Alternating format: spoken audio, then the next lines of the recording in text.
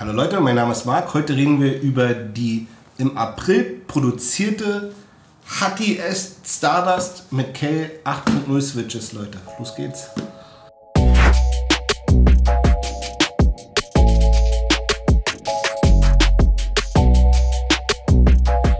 Also Leute, wie schon gesagt, wir reden hier über diese neueste HTS Stardust.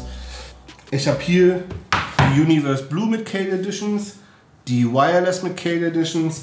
Leider habe ich meine HTS Stardust mit Omron 20 verschenkt, weil jemand, den ich kannte, unbedingt eine Maus brauchte, aber nicht sehr flüssig war, und habe gesagt, ey, pass auf, ich brauche die eh nicht, nimm sie.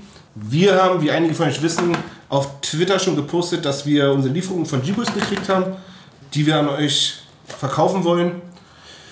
Das ist eine Box davon. Ich habe mir ein paar bringen lassen. Und wir packen jetzt erstmal gemeinsam aus, wie früher. Ihr kennt es vielleicht noch, eins von den alten Unboxing-Videos. Kommt wie immer in der gleichen Box, Metallbox. Wir haben die Grips drin, die ihr kennt, die guten, mit dem Duftsäckchen. Wir haben immer noch diesen Briefumschlag drin, wo die Beschreibung und die Skates drin sind. Hier ist noch die Beschreibung als Blatt. Kennt ihr wahrscheinlich alles schon, wenn ihr schon mal bei mir eine G-Boost Review geguckt habt. G-Boost zurzeit, glaube ich, kernverwirrt.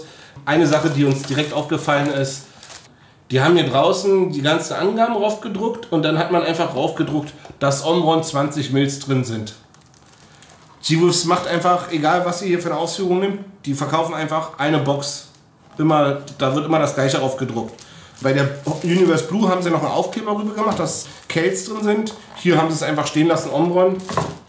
Haben auch Omron 20 Mil Ersatz-Switches nochmal reingepackt. Aber zum Glück sind sie hier nicht drin. Hier sind Kailhs drin.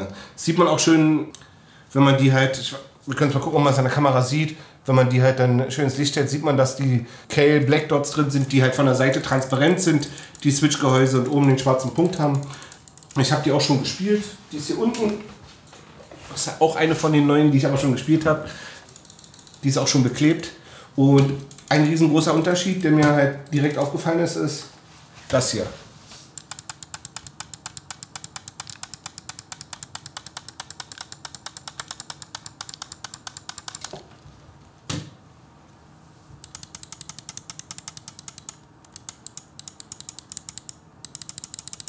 Ich hoffe, man konnte es hören.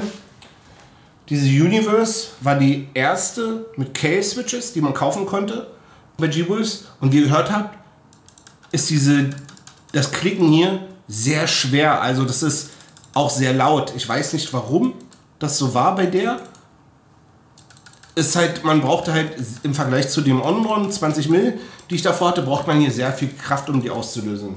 Das ist bei den neuen Varianten, ist es nicht mehr so. Die gehen genauso smooth wie die Omron 20 Mil Version. Bei der Wireless ist es auch nicht so.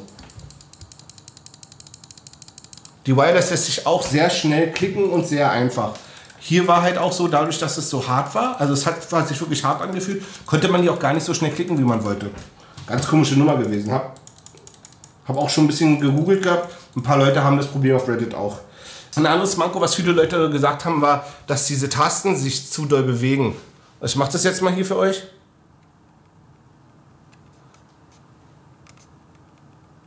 Das ist der einzige Side-Travel, den es gibt. Also Side-Travel ist minimal in meinen Augen, vernachlässigbar beim Spielen. Auch Pre-Travel beim Klicken ist minimal. Vielleicht einen halben Millimeter und dann löst sie sofort aus. Seitentasten, hatte ich das Gefühl, haben sich bei allen nur leicht verändert, die neueste Version. Da fühlt sich die Seitentaste fühlt sich ein bisschen besser an, ein bisschen taktiler, also die gibt mehr Rückmeldung so.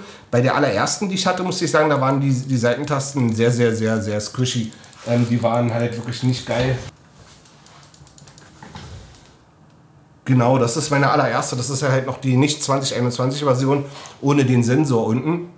Da war die Seitentaste, die war auch weiter drin, meines Erachtens nach. Ja. Die war hier auch weiter drin. Also die sieht aus, als wenn die fast eingelassen ist an der Maus. Bei den neuen stehen die ein bisschen weiter raus. Und die waren halt die haben so gut wie gar kein Feedback, also da hatte man kein gutes Feedback-Gefühl. Bei den neuen ist das besser auf jeden Fall. Und ich glaube auch, dass man das sieht, weil die das geändert haben. Steht einfach weiter raus.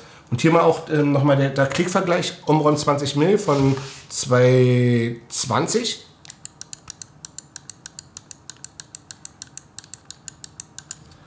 Zu Kailh 8.0. Hören sich fast gleich an. Also dafür, dass es ja eigentlich die lauteren Switches sind, echt gut. Wie ich schon gezeigt habe, ist halt wieder hier die neue Version 2021 mit dem Sensoring und dem abgegradeten, also den neu aufgelegten PTFE-Feeds. Haben sich zu damals in meinen Augen etwas verbessert, weil ich hatte immer das Gefühl, also die neuen, die waren alle abgeklebt. Und ich habe das Gefühl, dass die da bei der Qualität irgendwie noch ein bisschen höher gegangen sind. Aber das kann auch subjektiv sein, Leute. Ansonsten hatte ich mal, also kann man hier unten auch gut sehen an der Nummer. Hier ist die 2009 steht hier vorne. Und hier steht die 2012, das ist die Revisionsnummer, also ist quasi die Modellnummer, welche Auflage das ist. Die nächste, die kommen müsste, wäre die 2013. Die erwarte ich persönlich erst für Ende des Jahres. Weil die jetzt gerade an diesen HSK-Versionen arbeiten, also die Fingertip-Mäuse. Und da wird erstmal nichts weiter passieren. Und an diesen Free-Model für diese Wireless, wo sich jeder seine Maus dann selber bauen kann mit. Ansonsten ist hier wie immer alles drin. Zweimal schwarzes Paracord-Kabel, Glides, Pinsel, alles mögliche drin, wie immer, wie ihr das kennt. Und wenn ihr bis hier geguckt habt, danke ich euch auf jeden Fall schon mal dafür. Jetzt kommen wir an den Punkt, dass ich genau diese Box OVP verschweißt als Giveaway mache, Leute. Giveaway wird wie folgt aussehen. Ihr abonniert bitte den Kanal hier. Dann schreibt ihr unten in den Comments euren Twitter-Account rein. Geht auf Twitter. Sucht mein Post zu genau diesem Video raus. Liked und retweetet den Post. Kommentiert unter meinem Post euren YouTube-Namen und taggt 2 Freunde auf Twitter. Wird so funktionieren, dass ich dann auf Twitter einen raussuche, der gewonnen hat, unter allen Leuten, die mitmachen, und gucke, ob der auf YouTube in den Kommentaren auch seinen richtigen Twitter-Namen genannt hat und auf Twitter seinen richtigen YouTube-Namen. Habt ihr alle diese Bedingungen erfüllt? Natürlich würde ich mich auf Twitter auch über einen Follow freuen. Ich glaube, ja, das machen wir mit zur Aufgabe. Ihr folgt mir auch auf Twitter noch. Also ihr folgt auf YouTube, auf Twitter.